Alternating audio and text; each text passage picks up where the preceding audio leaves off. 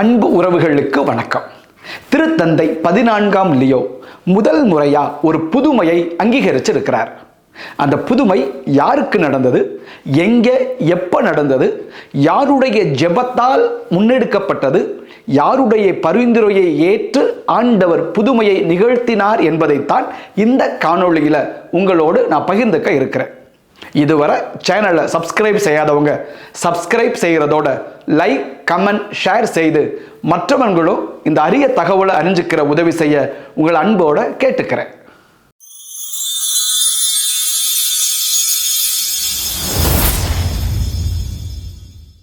அன்புக்குரியவர்களே, ஸ்பெயின் நாட்டில் தென்கிழக்கில் ஒரு நகரம் இருக்குது. அந்த நகரத்தோட பெயர் ஹுவர்கல் ஒவேரா.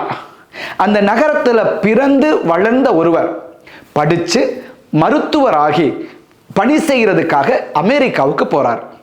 அமெரிக்காவிலையும் பெரிய நகரத்தில் அல்லது ஒரு நகரத்தோட மையத்தில் எல்லாம் அவர் பணி செய்யலை. அவர் பணி செய்ய போனது ஒரு சிறிய தீவு. அந்த தீவோட பெயரே ரோட் ஐலாண்ட் அப்படின்னு சொல்லப்படுது. ஒரு பைக்கை எடுத்துக்கிட்டு 2 மணி நேரம் சுற்றி வந்தோம் அப்படின்னா அந்த ஒட்டுமொத்த தீவையுமே சுற்றி வந்துடலாம். அந்த ரோட் ஐலாண்ட் அப்படிங்கிற தீவுல பணி செய்ய போன ஸ்பெயின் நாட்டில் பிறந்த அந்த மருத்துவருடைய பெயர் ஹுவான் சான்செஸ். தொடர்ந்து அங்கே மருத்துவமனையில் அவர் பணி செஞ்சுக்கிட்டு இருக்கிறாரு. 2007ஆம் ஆண்டு ஒரு பெண் அந்த மருத்துவமனைக்கு வர்றாங்க. அந்த பெண் கருவுற்று இருக்கிறார். மருத்துவ பரிசோதனைகள் எல்லாம் செய்கிறார்கள்.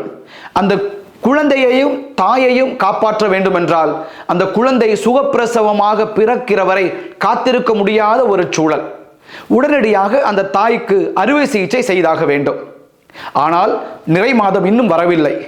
வேறு வழி இல்லையே, தாயையும் குழந்தையும் காப்பாற்றியாக வேண்டுமே. எனவே குறை மாதத்திலேயே அறுவை சிகிச்சை செய்கிறார்கள். அறுவை சிகிச்சை செய்து அங்கே பிறக்கிற குழந்தை ஒரு ஆண் குழந்தை. அந்த குழந்தைக்கு அவர்கள் ஏற்கனவே பெயர் வைத்திருக்கிறார்கள். ஏனென்றால் இந்தியாவில் எந்த குழந்தை ஆணா பெண்ணா என்று தாயின் வயிற்றிலே இருக்கும் பொழுதே சொல்லுவது தடை செய்யப்பட்டு இருக்கிறது. ஆனால் வெளிநாடுகளிலே அது முன்கூட்டியே தெரியும், ஆண் குழந்தையா பெண் குழந்தையா என்று. அது ஆண் குழந்தையா பெண் குழந்தையா என்பதை குடும்பத்தினருக்கும் சமூகத்துக்கும் சொல்வதற்காகவே ஒரு விழாவை அவர்கள் வைப்பார்கள். ஆண் குழந்தை என்றால் ஒரு ஊதா நிறத்திலே அங்கே பலூன் பறக்க விடப்படும் அல்லது கொடி அங்கே இருக்கும். பெண் குழந்தை என்றால் பிங்க் நிறத்திலே அங்கே ஜோடித்து வைத்திருப்பார்கள். அது ஒரு சர்ப்ரைஸாக அந்த பெட்டியை அப்படி திறப்பார்கள்.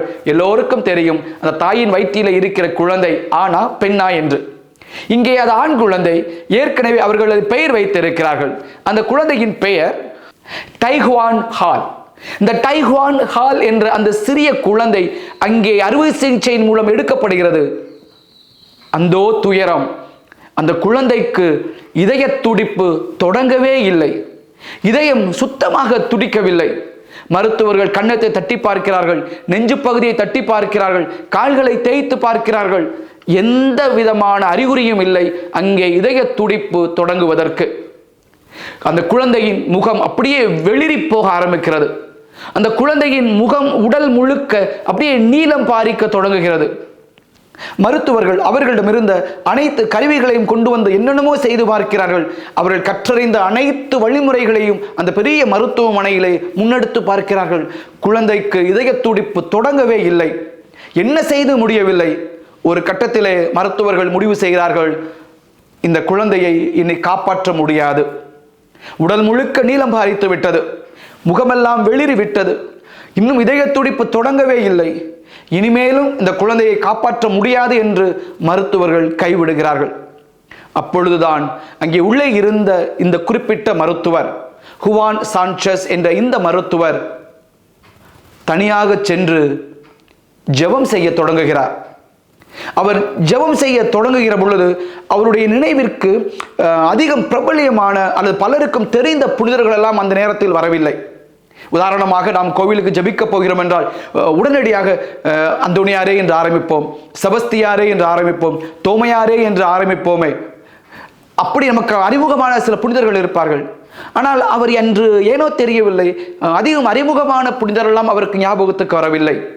மாறாக அவருடைய சொந்த ஊர் ஸ்பெயினில் இருக்கிறதே, அவர் பிறந்த ஊர், அந்த ஸ்பெயின், அவர் பிறந்த அந்த சிறிய நகரத்தில் பாதுகாவலராக ஒருத்தர் இருக்கிறார். அவர் இன்னும் புனிதர் அல்ல, ஏன் இன்னும் அவர் அருளாளர் கூட அல்ல, இறை ஊழியர், அவ்வளவுதான். அந்த இறை ஊழியர் இவருடைய ஞாபகத்துக்கு வருகிறார். எங்கு போனாலும் ஊர் பாசம் என்று சொல்கிறோமே, அது ஏதோ அந்த நேரத்தில் அவருக்கு வந்திருக்கிறது. ஸ்பெயின் நாட்டிலே தான் பிறந்து வளர்ந்த அந்த ஊருக்கு பாதுகாவலராக இருக்கிற அந்த இறை ஊழியர், அவருடைய பெயர் வலேரா பாரா. அந்த வலேரா பாரா 1816 ஆண்டு பிறந்தவர். 1889 ஆண்டு இறந்திருக்கிறார். அதாவது 19ஆம் நூற்றாண்டிலே வாழ்ந்தவர். இன்றிலிருந்து கணக்கெடுத்தால் கூட 136 ஆண்டுகளுக்கு முன்னால் அவர் இறந்திருக்கிறார். இந்த வலேரா பாரா ஒரு மறைமாவட்ட அருள் பணியாளர். அந்த மக்களுக்காக, அந்த பங்கில் இருக்கிற அல்லது அந்த பகுதியில் இருக்கிற மக்களுக்காக எளிமையாக பணியாற்றியவர். அவர் பங்கு பணியாளராக, ஒரு அருள் தந்தையாக நிறைவாக திருப்பலை நிறைவேற்றியதுடன், திருச்சடங்குகளை நிறைவேற்றியதுடன், அருளடையாளங்களை நிறைவேற்றியதுடன், மக்களோடு மக்களாக பழகி மக்களுடைய ஆன்மீக ஈடேற்றத்திற்காக உழைத்த அந்த அருள் தந்தை வலேரா பாரா. அந்த அருள் தந்தை இந்த மருத்துவரின் மனதிற்கு வந்திருக்கிறார். எனவே அந்த நொடியிலே இந்த மருத்துவர் ஹுவான் சாnchez அருள் தந்தை வலேரா பாராவை மனதிலே ஏற்றி அவரிடம் ஜெபித்திருக்கிறார். அன்பு தந்தையே, இறை ஊழியரே, வலேரா பாரா, இதோ இந்த மருத்துவமனையிலே இந்த குழந்தை டைவான் ஹால் உயிர் பிழைக்க முடியாது என்ற சூழலில் கைவிட்டு இருக்கிறோமே, உம்மால் இயலுமானால் ஆண்டவரிடம் பரிந்து பேசி இந்த குழந்தைக்கு உயிர் பிச்சை கொடுமே, இந்த குழந்தைக்கு உயிர் கொடுத்து மீட்டு வாருமே என்று ஜெபிக்கிறார். ஏறக்குறைய 100க்கு மேற்பட்ட ஆண்டுகளில் அந்த அருள் தந்தையை பலருக்கு மறந்தே போயிருக்கும். ஆனால் இவர் ஜெபிக்கிறார். அந்த ஜெபத்தை வலேரா பாரா செவிமடுக்கிறார். ஆண்டவரிடம் அவர் எடுத்துரைக்கிறார். சில நிமிடங்கள் தான். திடீரென்று மருத்துவர்கள் பார்க்கிறார்கள், அங்கே இதய துடிப்பு மெல்ல வருகிறது. முழுமையாக இதய துடிப்பு தொடங்குகிறது. முழுமையாக இதய துடிப்பு துடிக்க தொடங்குகிறது. அந்த குழந்தை அழ ஆரம்பிக்கிறது. அந்த குழந்தைக்கு அப்படியே அந்த குழந்தை ஒரு நார்மல் குழந்தை போல ஆகிறது. அவர்கள் பல்வேறு மருத்துவ சோதனைகள் செய்து பார்க்கிறார்கள். அந்த மருத்துவமனை அதிகாரிகள் சொல்கிறார்கள், எங்களால் இது எப்படி நடந்தது என்று விளக்கவே முடியவில்லை, இன்எக்ஸ்பிளிக்கபிள், எங்களால் அதை விளக்கமே சொல்ல முடியாத அளவிற்கு அந்த புதுமை நிகழ்கிறது என்று சொல்கிறார்கள். அந்த குழந்தைக்கு நரம்பில எந்த பிரச்சனையும் அல்ல. அது அந்தோடு மட்டுமல்ல, தொடர்ந்து மருத்துவர்கள் அந்த குழந்தையை பரிசோதிக்கிறார்கள். முதல் மாதம், 2ஆம் மாதம், 3ஆம் மாதம் தொடர்ந்து பரிசோதித்துக் கொண்டே இருக்கிறார்கள். 18 மாதத்தில், அதாவது 1.5 வயதிலே அந்த குழந்தை பேச தொடங்குகிறது.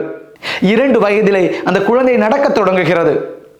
இந்நாள் மட்டுமாய் அந்த குழந்தைக்கு அந்த குறைப்பிரசவத்தில் பிறந்ததாலோ, அது தொடக்கத்தில் அந்த சாவின் வாயில் சென்ற குழந்தையை கொண்டு வந்தார்களே, அப்போது நேர்ந்த அந்த மருத்துவ சிக்கல்களோ எதுவும் அந்த குழந்தைக்கு இப்பொழுது வரை இல்லை என்பதை அவர்கள் ஆய்வுபூர்வமாக நிரூபிக்கிறார்கள்.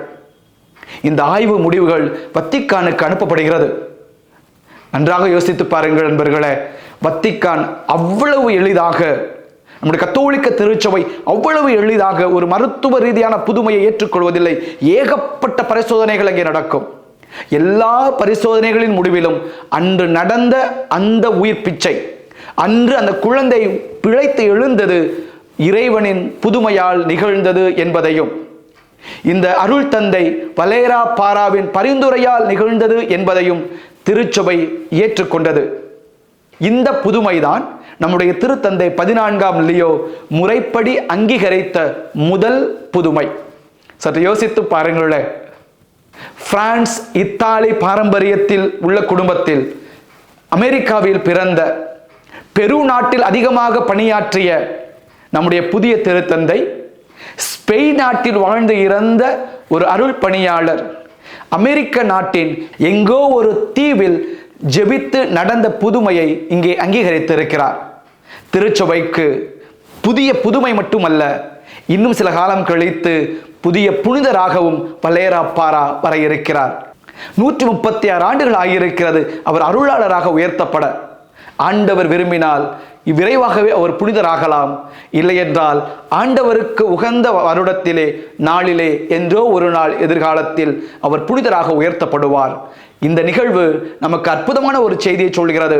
நம் அருகிலே எத்தனையோ பேர் வாழ்ந்து இறந்து இருக்கிறார்கள், இறை ஊழியர்களாக இருக்கிறார்கள். அவர்கள் வழியாகவும் நம் ஜெபத்தை முன்னெடுப்போம். நம்முடைய ஜெபத்தை அவர்கள் ஆண்டவரிடம் வைப்பார்கள். அந்த ஜெபத்தின் வழியாக நாமும் புதுமையை அனுபவிக்கலாம். அந்த புதுமையின் வழியாக அந்த இறை ஊழியரும் அருளாளராக புனிதராக உயர்த்தப்படலாம். தொடர்ந்து ஜெபிப்போம். இறை ஊழியர் வலேரா பாரா நம்மையும் நிறைவாக ஆசீர்வதிக்க தொடர்ந்து மன்றாடுவோம். இந்த நாளில் இறைவன் நீங்கள் நலமோடு மகிழ்ந்திருக்க உங்களை ஆசீர்வதிப்பாராக. God bless you.